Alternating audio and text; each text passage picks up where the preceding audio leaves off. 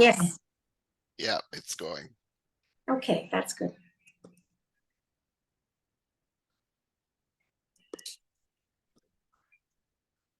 Well, folks, it's 6:59. We have 23, and we're just going to keep it moving because we have some 40 people who have registered for this evening. So we're just slowly letting you all in, and then we'll get started. We're really pleased to have you with us tonight. It's from right across the country tonight. This is not Ottawa-centric at all, and I think that has a lot to do with the speaker that we have this evening. He draws his own little unique crowd, so we're pretty happy about this. It's a lovely opportunity for us to get him. So we're sitting just around 25 now.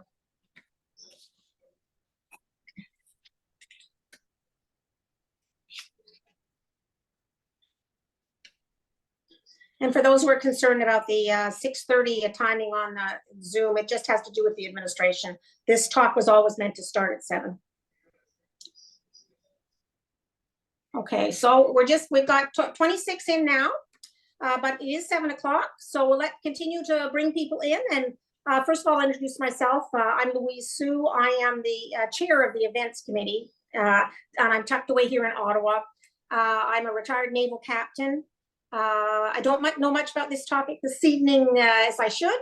So I'm always really thankful when we get expertise like this to come to the table and to specifically talk about, in particular, a commemoration activity. It's a special opportunity for us. We do these Friends Forums either virtually or in-house, but with a virtual presence or a taping that takes place in Ottawa for some events. We try to split them about 50-50. So we do go looking for speakers out of the city pretty hard so that we have this balanced perspective. We try not to be Ottawa-centric. This evening, we're indeed very, very fortunate to have Mark with us. But you know, we get all sorts of interesting speakers, and we do this partly as a fundraiser for the Friends of the War Museum, because we do donate a fair bit of money every year. This year we've donated upwards over $100,000 to the museum. We continue to do that every year, and for all sorts of good projects. And we also make sure that we're donating to specific projects. We don't donate generically. We donate in support of specific things. As is noted in our newsletter, and you're more than welcome, whether you're a friend or not, to read our newsletters, etc., online at the Friends of the War Museum. You'll see just exactly what we're up to with funds that we do generate for this. So as you know, this is partly a fundraising event, but it is also about making sure that we are using the basic mandate of the War Museum, which is to inform, which is to share, which is to recount these war experiences for others, so that we are in line with the mandate of the museum itself. The plan for this evening is that Mark will speak for between 30 and 45 minutes. This will be followed by a Q&A. For the Q&A, I'll ask you to put your hand up. I'll acknowledge you, and then we'll open your, away you go. We'll unmute you. You're unmuted, and away you go. For those of you who are not muted now, I'd ask you to mute yourselves. I see Doug there's not muted, so there's a few people out there not. Please mute yourselves. And as I said, when we get to the Q&A, we'll get your hands up, and away we go.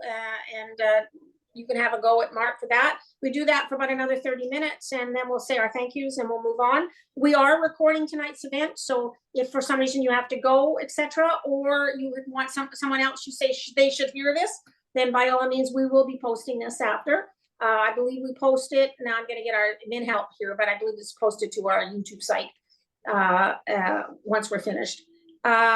So on that happy note, let me just say, I'm going to peek now to see how many we've got in. We're just upwards, going close to 30.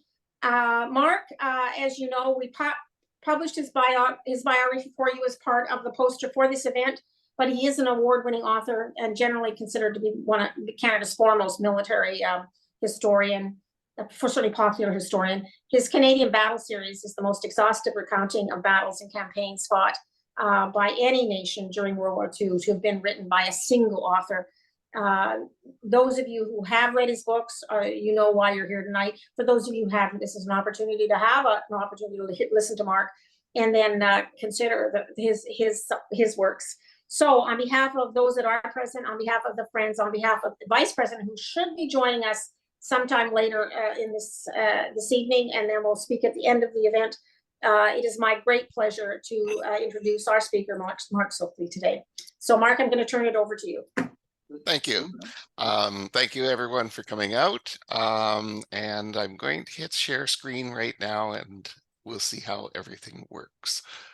There we go. Did I see a handout out there from Gary? I'm just checking. Gary, was there a concern? No. Okay. Okay. I'm going to mute myself now. Okay. And oh yes, okay, good. Just gotta see if I can get the part where I can, there, that's what I want. Okay. All right. I think I've got everything working. So thank you for having me here tonight. I'm going to be talking about Operation Husky 2013, which was a recreation of the march that the Canadian Army did through Sicily as part of the Operation Husky in 1943. And the presentation is based quite a bit on a book I wrote coming out of that Operation Husky 2013 experience, which was called Through Blood and Sweat, and it's a remembrance trek into Sicily's World War II battlegrounds. Before we get into the Operation Husky 2013, let's have a quick brief look at Operation Husky in 1943. So on July 10th, 1943, about 15,000 Canadians serving in 1st Canadian Infantry Division and 1st Canadian Armored Brigade landed in Sicily as part of the Allied Operation Husky invasion. Their mission was to liberate the island from Axis control so that it might serve as a launching pad for an advance into mainland Italy. Now, through sheer bad luck, 3 transport ships coming from the United Kingdom to Sicily were sunk by a U-boat. And these 3 ships carried the majority of all the vehicles that 1st Canadian Infantry Division had in its roster. They lost a great deal of medical supplies as well and other vital equipment. The consequence of this disaster was that throughout most of the ensuing campaign, the Canadians were forced to march on foot through the rugged Sicilian landscape. And occasionally they were able to get their hands on a farmer's mule and cart and use that to carry some of their equipment and supplies. The Canadians guarded the left flank, and you can see that, actually, I don't think maybe you can see my arrow, my cursor. So this is the Canadian line of advance over here and up to there. British 8th Army was to the right of those arrows, advancing towards Catania. And when the British advance bogged down in the face of heavy German and Italian defenses were in front of Catania, then Bernard Montgomery gave the command to the Canadians to carry out a left hook movement much more rapidly than was planned in order to draw the German and Italians away from the British forces.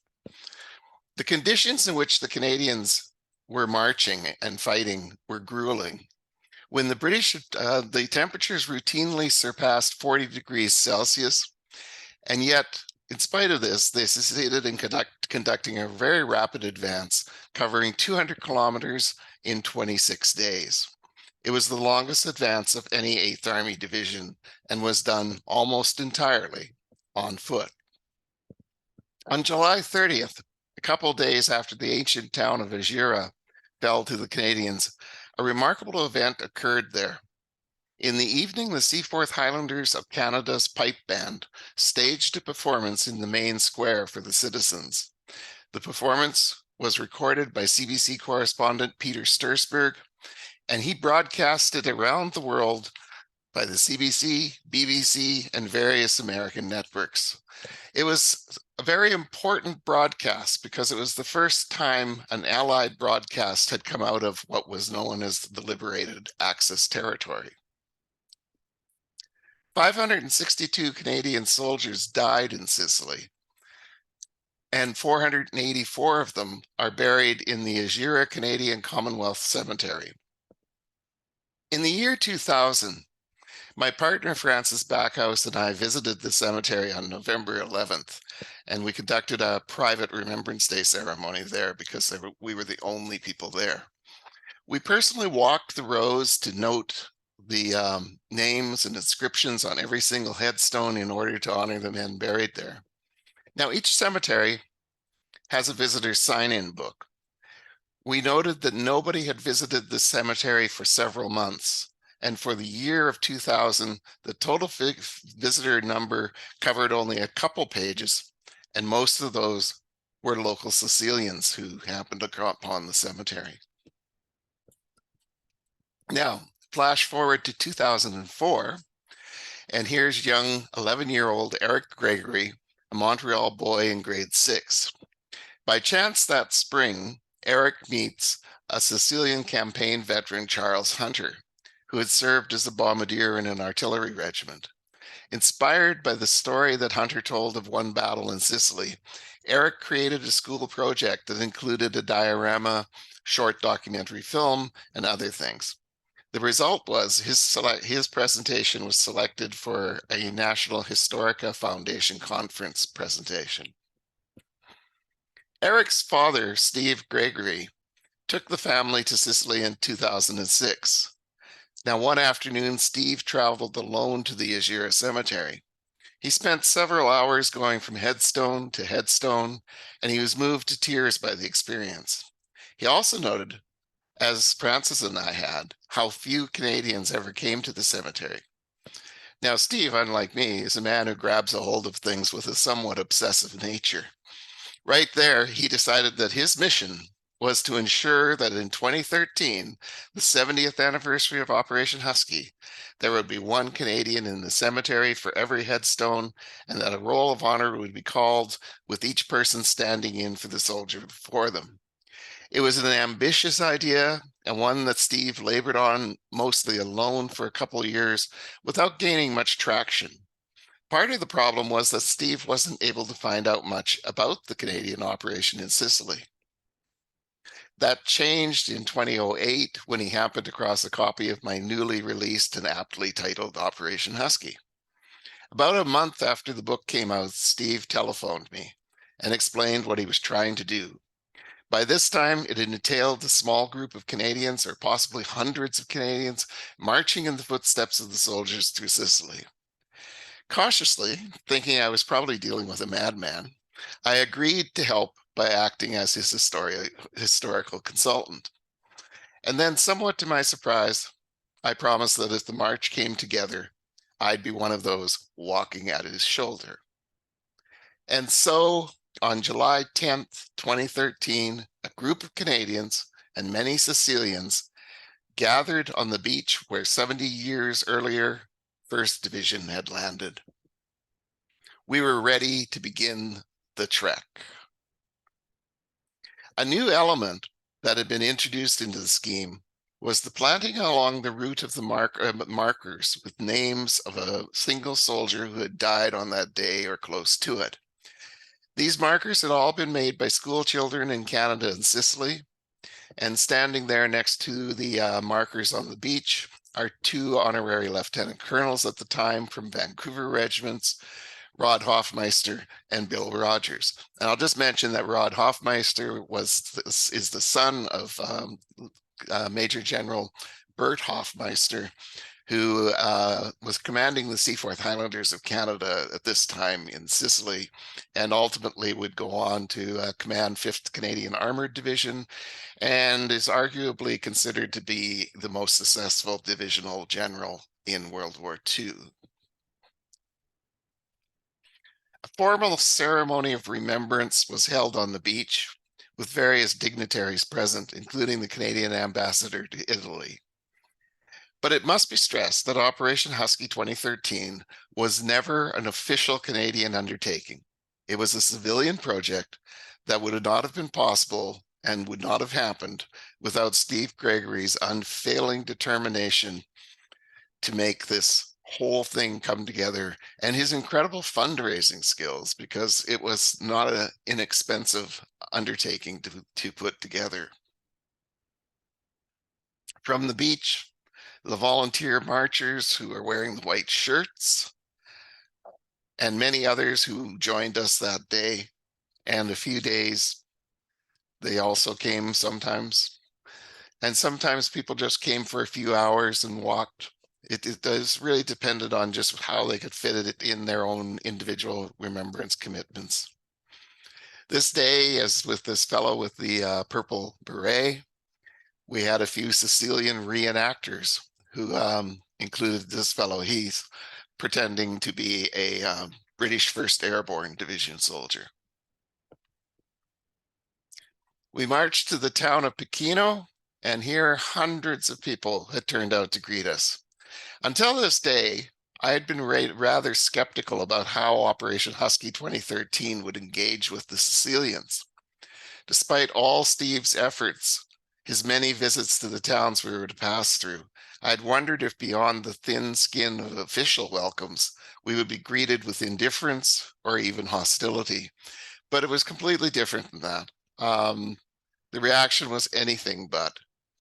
Instead of streets where we walked down wearing our official Operation Husky 2013 white shirts and red ball caps so that we could be easily identified by the crowds, they were always lined by hundreds of people, and particularly children. The schools generally brought all of their kids out for us to greet us, and that wasn't easy to do because it was summertime. So they were actually convening the school, bringing people in, letting the kids and parents know what was going to happen, and then the teachers working to make sure that the kids were out and with us. So it was quite remarkable.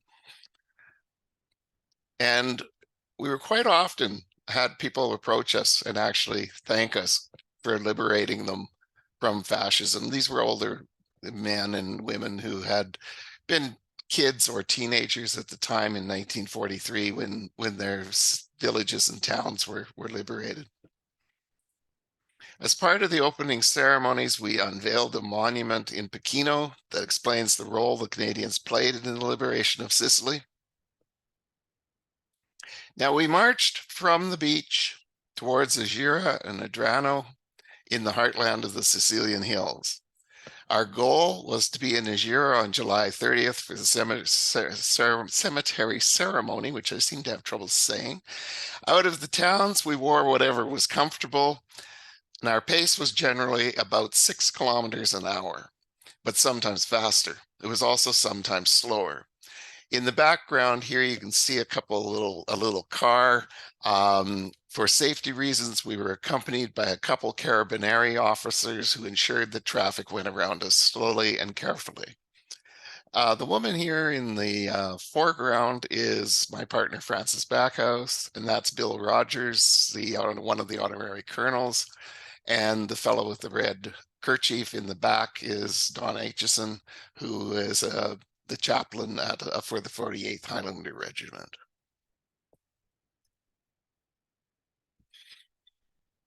A special deployment was carrying out on the hill overlooking the town of the troop. As we moved into the thing, I've lost my place here. As we moved, this is a photo of the markers that we were set into positions, and every day a team would go out and carry them out to places where we had been identified that Canadians had died, and they would plant those markers. It was a big job, took a lot of effort. The logistics were extremely difficult.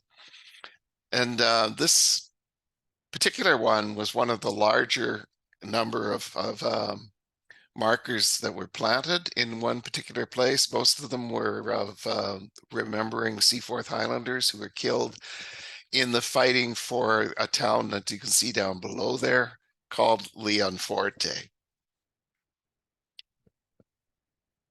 With so many markers, the 3-man marker team, which included Eric Gregory, who is now Actually, I believe yes, he's taking officer training right now to join the Canadian Army. So they increasingly needed assistance from others. So some of the marchers at times would leave the march to help with putting up the markers.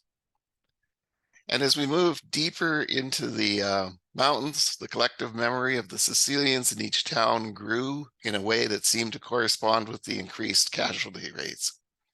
It was about 40 degrees Celsius this day, but these children gamely turned out. And finally, their organizers moved to this spot in the shade and had them sit down as the ceremony ran its course. Italian mayors and other politicians, when they make speeches, they make very, very long speeches. And so the remembrance ceremonies that we held in each town could often run a couple hours. And this was the case here. And for these little kids, that was starting to take a toll, but they never lost their enthusiasm, as you can see with the way they're waving around the Canadian flags and stuff. Now, throughout the course of the Operation Husky 2013, we were accompanied by a 92-year-old veteran of the Royal Canadian Regiment, Captain Sheridan Sherry Atkinson. At each town ceremony, Sherry would speak about his experiences as a soldier in Sicily 70 years before. To the Sicilians, he became a complete celebrity. Many sought his autograph, young women begged to be photographed beside him, and at one point, Sherry turned to me and he said, "It's not me that this is about. I know that. I'm just a symbol for all the others, especially those who bled their lives out in the soil here." And Sherry himself had bled into the soil of Sicily as well, and he always made that point in each speech, as he was very badly wounded one day when he was actually shot by a German rifle bullet. In the latter stages of March, we arrived in towns to find that the local council had gone to great effort to prepare for our arrival. Entire programs were set out that included conferences, lectures, musical performances, and the ceremony of remembrance. They basically there was about 8 hours of stuff happening on this day in Valganera. So we arrived, they'd already been celebrating for hours about the Canadian remembrance and liberation of their town. And always before we entered the towns, there were the marker ceremonies, which we also, every time we encountered the markers, we would hold a small ceremony of remembrance.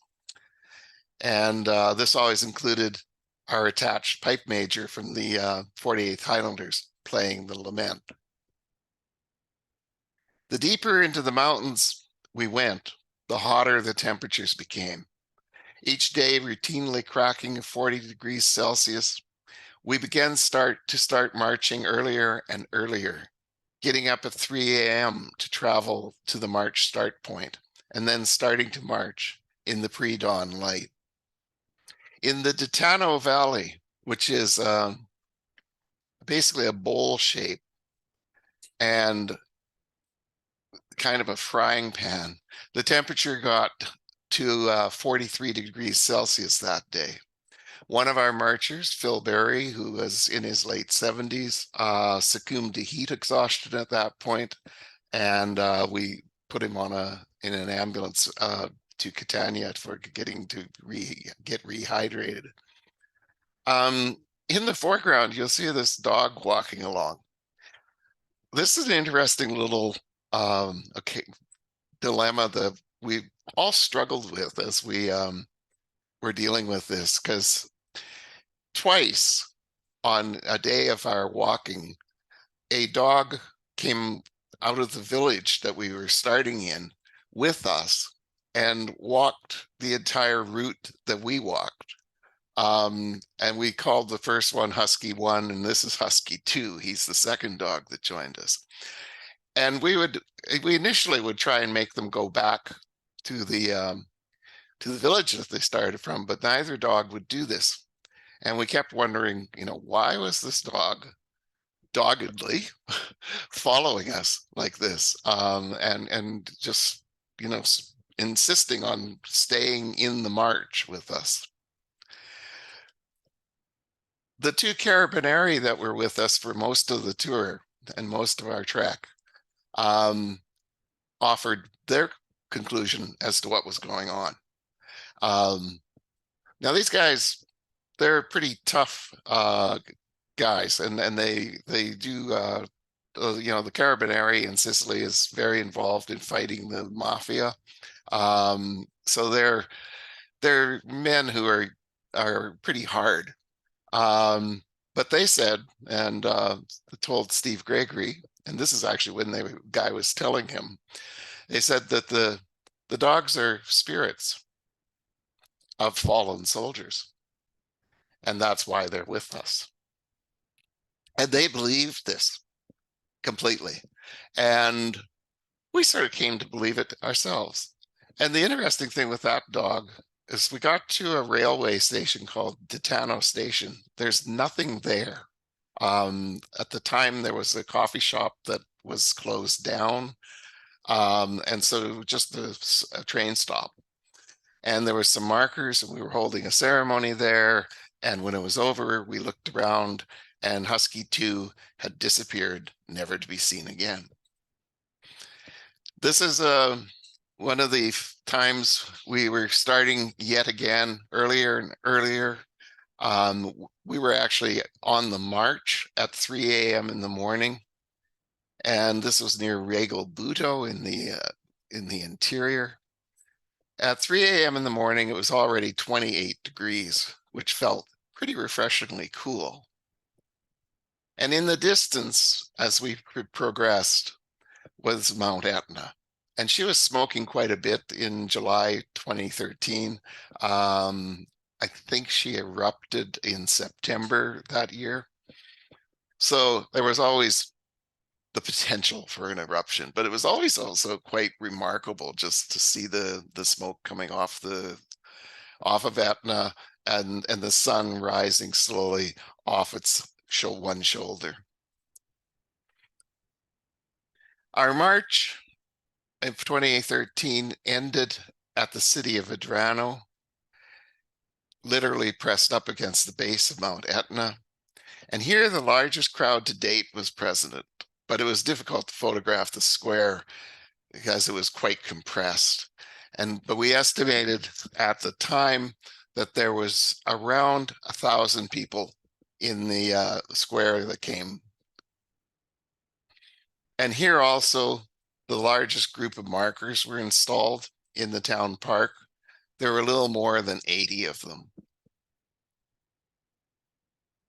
For the marchers, the journey on foot ended at Adrano. By this time, the core group had been reinforced by several others, including retired Major General Ernie Bino, who's in the brown t-shirt here in the foreground, right there. Not sure if my marker shows. The two Carabinieri here were the ones that were with us for most of the tour. They spent the entire last week with us, having volunteered for this duty after they learned about why we were doing what we were doing. And they taught us a lot about Sicilian culture. They taught us about how dogs could be ghosts. They taught us about their culture. They taught us about the flora. And on the sides of the roads, they would forage olives and other things and show us how to eat them. Only two, however, of all of us marchers actually walked all of the entire distance of the march that we did, which was about 350 kilometers in the end. Jean Miso, crouched down here, was one of them, and Don at Aitchison in the background there was the other. Don, as I mentioned, was serving as the chaplain for the 48th Highlanders, and he's also the chaplain at Trinity College. July 30th brought us all back to the Agira Cemetery. for the ceremony that Steve had envisioned 7 years earlier. As the morning moved towards 11 a.m., the crowds grew until there were more than 800 people crowded into the cemetery. Wreaths were laid, with Sherry laying one on behalf of the Royal Canadian Regiment. And that was it was again a very hot day, and that was quite a long walk for Sherry up what's a very gradual slope up towards where the cross of sacrifice stands. And you see these fellows with the cameras. We were making there was a documentary being made about the whole Remembrance Trek by a producer from Whitehorse called Max Fraser, and it was funded largely by Steve Gregory, having raised funds to pay for the film crews and stuff to come and do the work. And so they were with us all the time. They didn't march with us. They would travel along in cars and be out in front of us and filming as we advanced towards them and stuff. And that film is called A Band of Strangers, or A Bond of Strangers, I should say. And you can find it on Vimeo. This map shows our march, not that of the 1st Canadian Infantry. And you can see we went up. These are the individual days of how the distance we covered. Some are shorter than others. We varied in distance from 15 kilometers routinely to some very long days where we did 35 kilometers in one go. And those were pretty tough. In fact, they were really tough. We had marched 350 kilometers over the course of 20 days.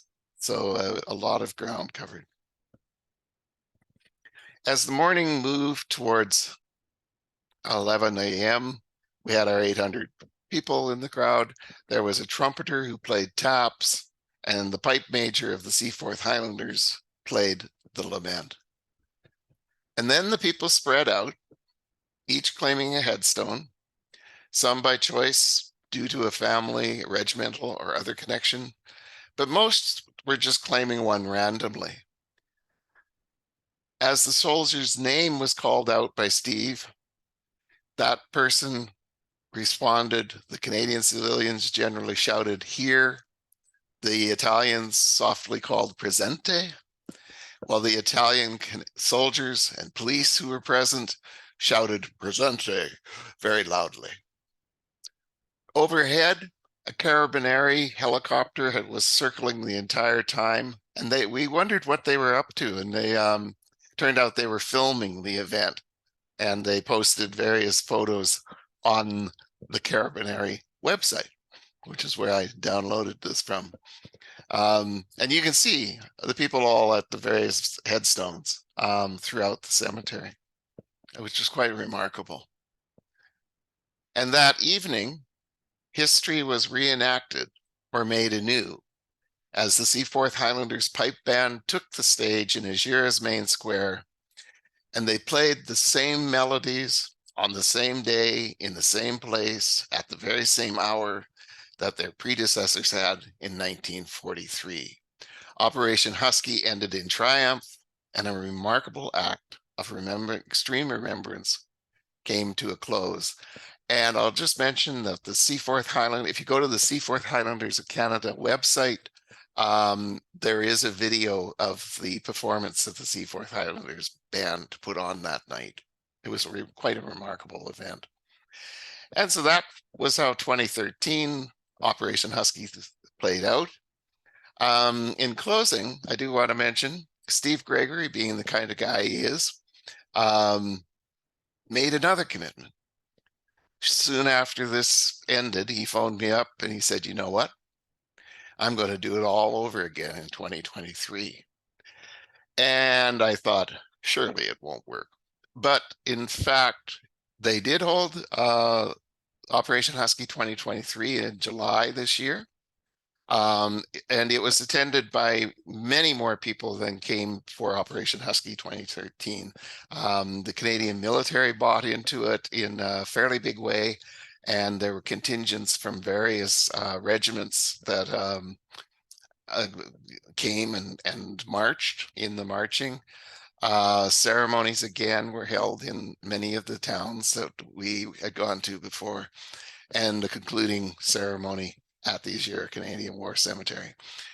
I wouldn't be surprised if Steve decides to do this again in 2033 or whatever. So it is a remarkable story. It was a remarkable experience for us who participated in it. And it's something, it's really a highlight of my life. So thank you. I'm going to stop screen sharing now and go back.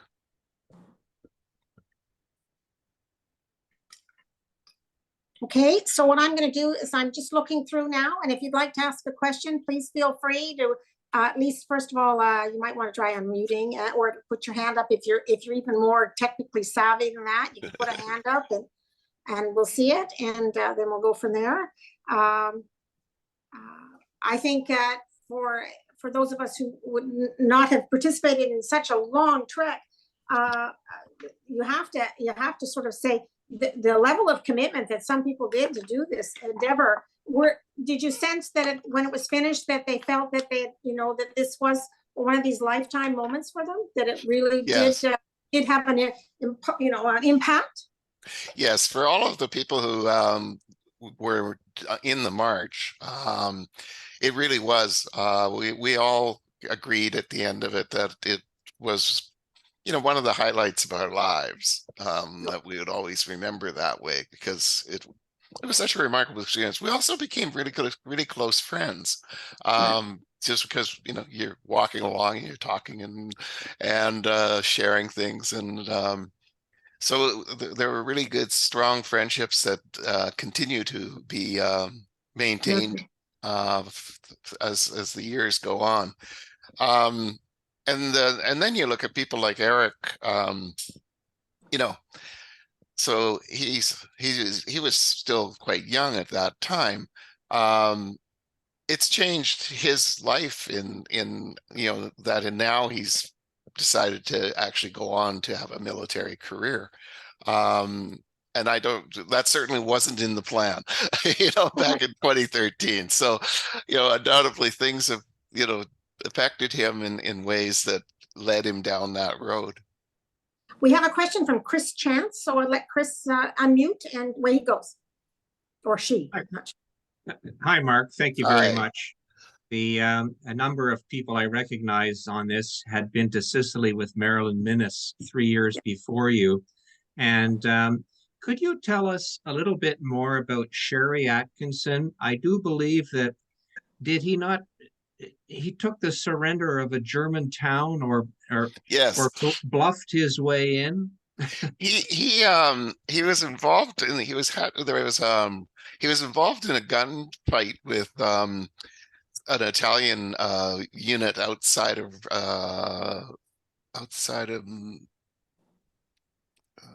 Ragusa. Yeah, which was it? I can't remember the village now off the top of my head, but yes. And when the gunfight was over, and he was reorganizing his platoon, he was the anti-tank platoon commander of the Royal Canadian Regiment, and the town mayor arrived and said that he wanted to surrender the town, and it was Ragusa, and so he or no, it's Modica. Now I'm sure it's Modica. And so Sherry got on a motorcycle, and his Batman jumped on the back, and they roared into the town with the mayor running along beside them. So I guess they weren't roaring that fast. And he was in all his finery with epaulets and medals and stuff like that. And they got into the town, and there waiting in this town square was over 1,000 Italian soldiers, who all surrendered to Sherry. And so that was his experience there. It was and the reason for my confusion is it was Ragusa. The town of Ragusa was where Sherry was wounded critically and nearly died. And that was the end of his war, actually, and ended in Ragusa. Thank you very much. You're welcome. And Michael, I notice, I'm not sure of a last name. I just have a Michael, but you have your hand up, so it's over to you. Just unmute. Unmute, please. You need to unmute, Michael. Yeah, There you go.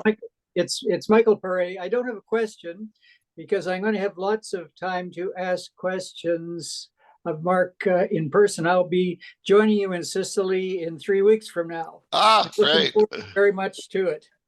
Yeah, it's going to be a wonderful experience. So I think it should be. I've been diligently reading your books, and so it's a great preparation for it.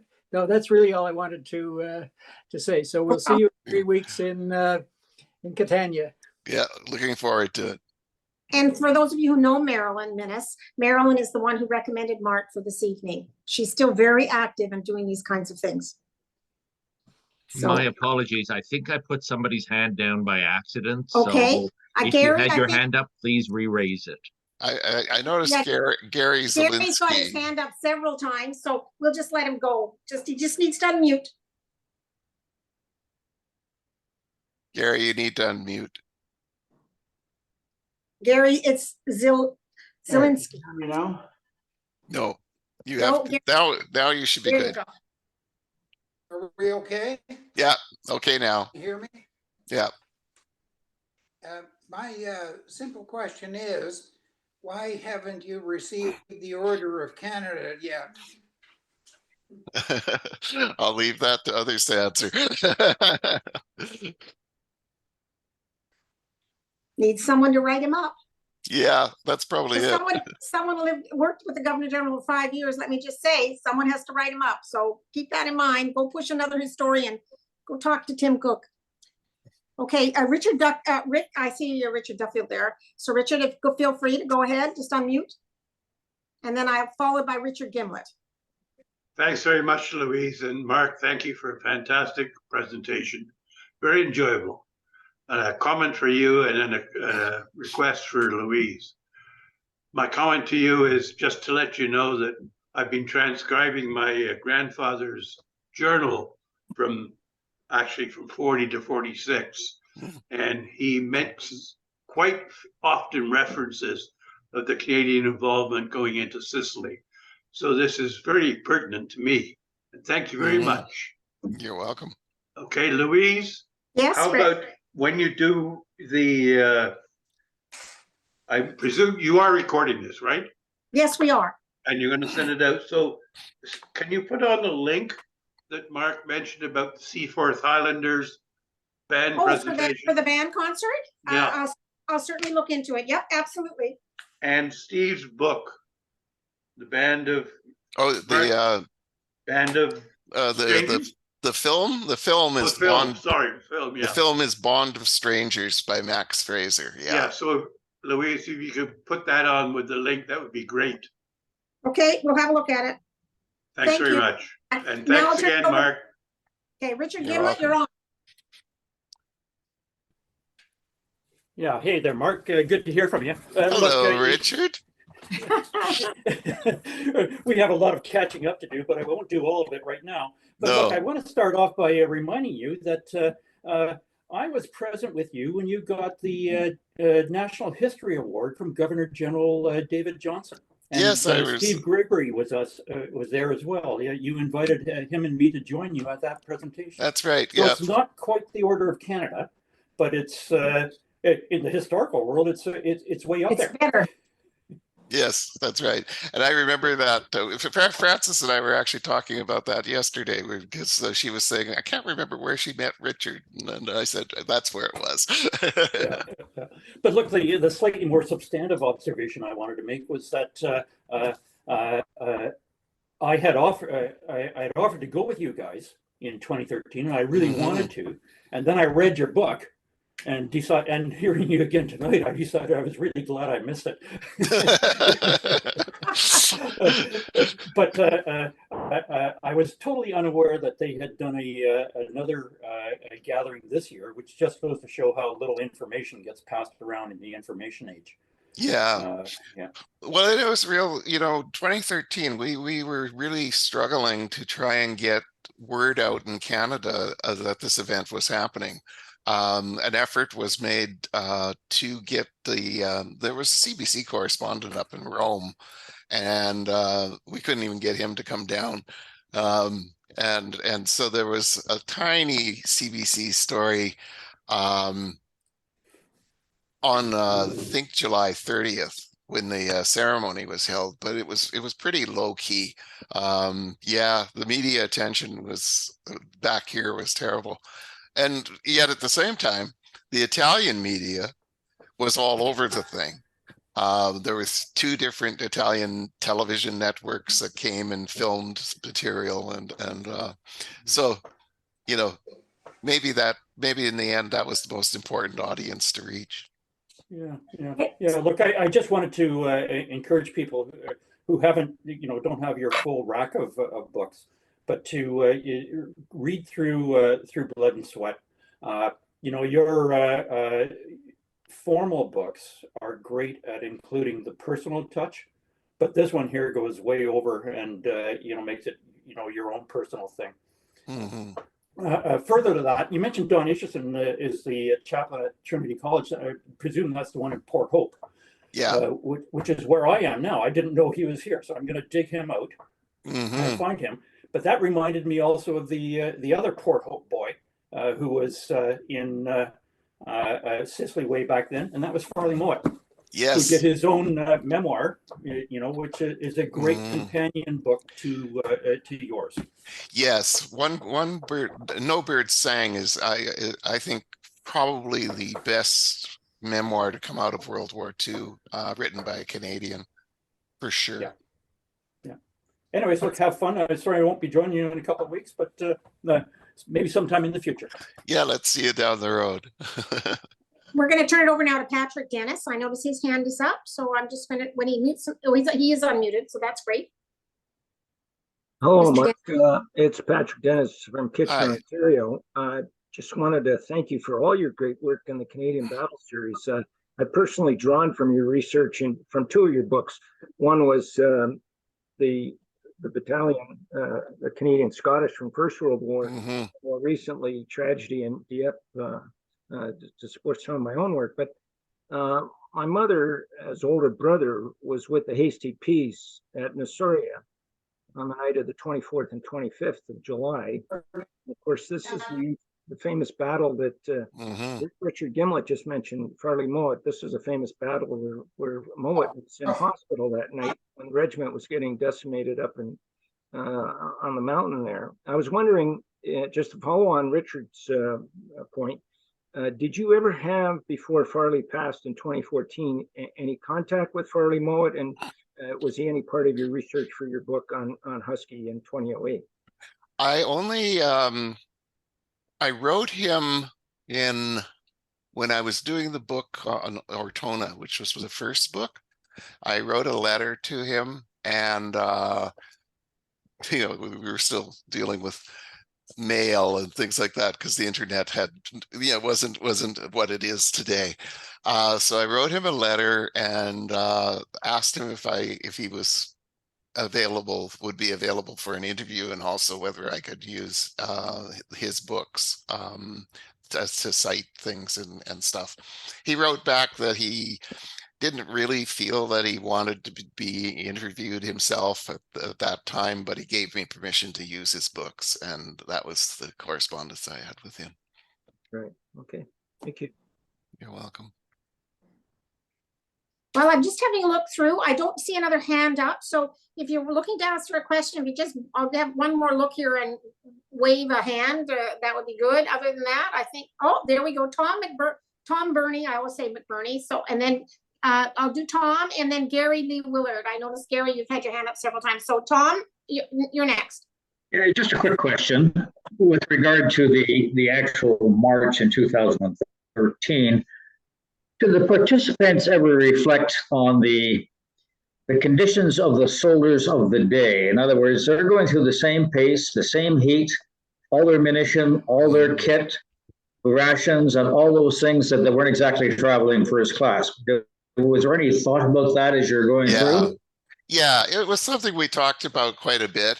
And because I was, I had sort of two roles. I was a marcher, but I was also the historian for Operation Husky 2013. So at the beginning of each morning before we did a march, I would provide a briefing on where we were going to walk, what happened to the Canadians in that particular zone that we were going to walk through. And then as we went along, we were always really mindful that, we had everything going for us. We were dealing with the heat, but we were wearing, modern hiking clothes that were breathable. We had as much water as we wanted because there was actually a support motorhome that we would meet up with through the course of the day.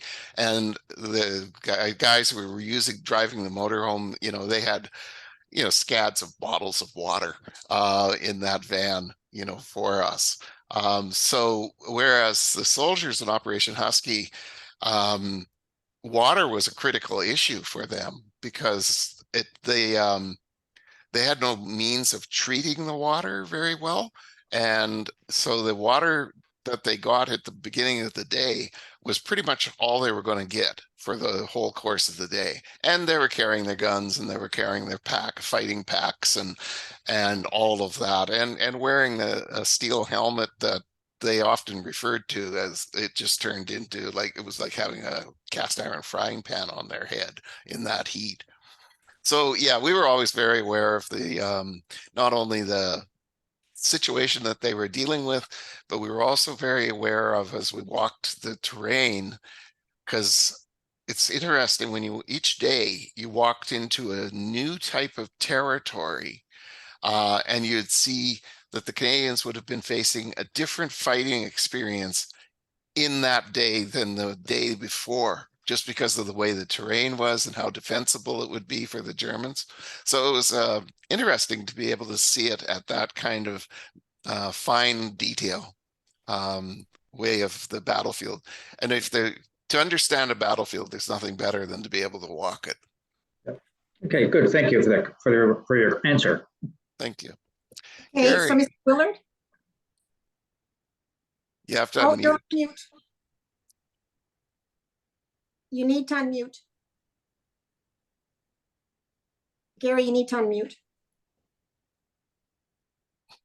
Where is it? Somewhere there. Okay. There you go. There you go. You got it. I'm active. How about that?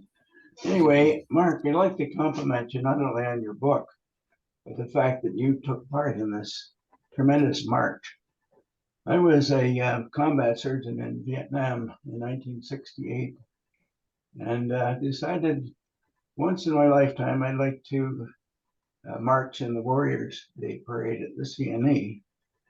And I think we marched about 1.5 kilometers, and I was done.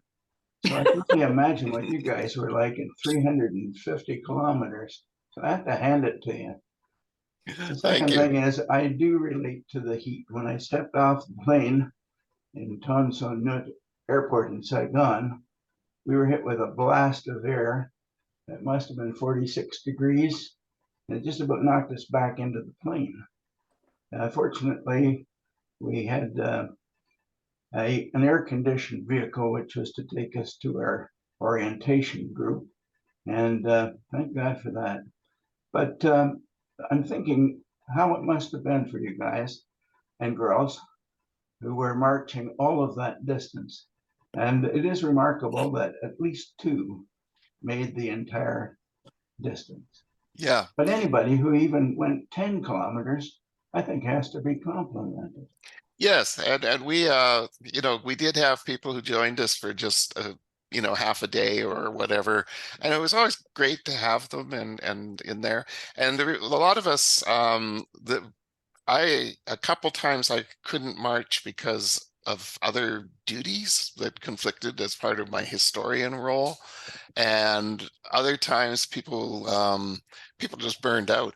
There were some people who, times you just couldn't go another day, so you needed a day off. And so yeah, it was amazing with Jean Mizo and Don Etchison that they were able to do the whole thing. Now we're going to go to Linda Betkowski, so you can go ahead and mute Linda. But I'm just going to say to Dr. Willard, we're after you as well, Dr. Willard. I've received a number of suggestions by different people on your book as well, and we'd love to. So we'll be coming with a little note to you shortly, hoping that we can nab you for early in the new year. So just putting on notice, Dr. Willard, that you have a big fan club out there that would love to hear you talk. Well, thank you so much for that. For those who don't know the book, it's called Into the Dragon's Jaws, subtitled A Canadian Combat Surgeon in the Vietnam War. Yeah. So just so just so the rest of the crowd knows here as well, that we are actually actively hunting you out. So I'll just let you know that. So Linda, it's over to you, dear. Sorry. Thank you. Hi, Mark. I am in Jasper, Alberta, and I had the good fortune to go with Marilyn Minnis on her tour. And is it appropriate to have you comment on the logistics of accommodation for all these people that were coming and going? And yeah, it was originally the majority of the marchers and all the support people.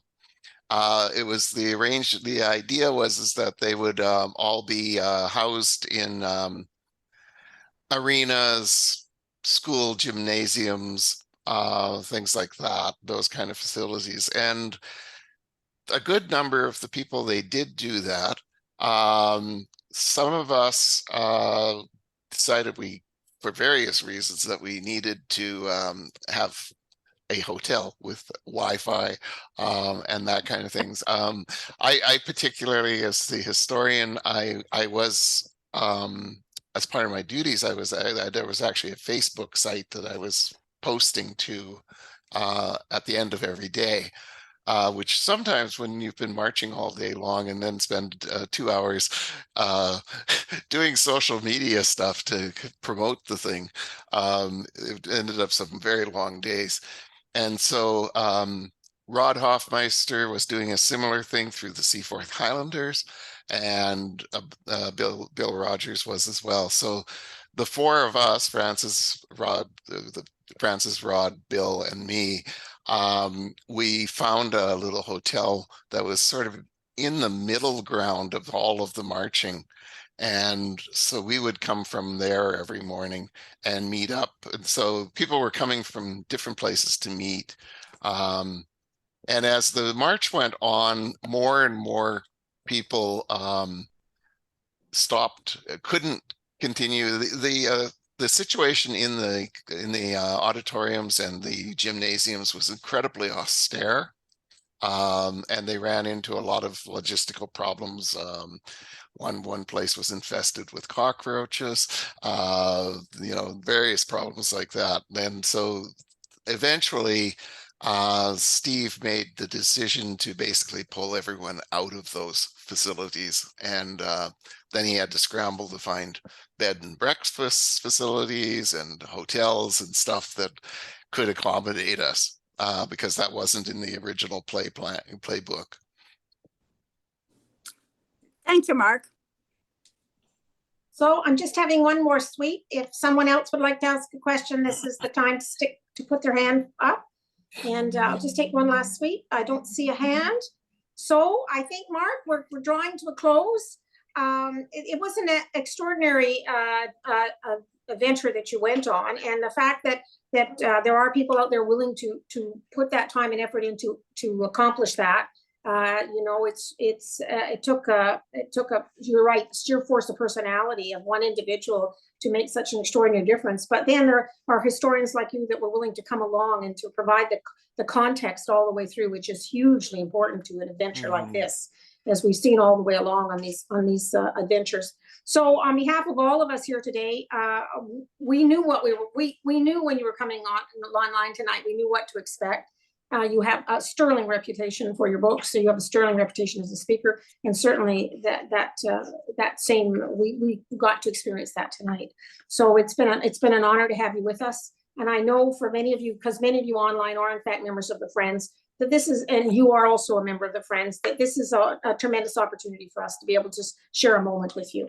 So for those of you who don't know this, we will be giving him a small gift on behalf of the Friends, just to say thank you. Which I'll forward to him separately. But on behalf of all of you present, and some who I know and some who I don't, thank you very much for joining us this evening. And I think that perfectly draws us to close right on 8 o'clock. So thank you very much for joining tonight. Thank you. Bye. Take care. Bye. Yep. Bye-bye.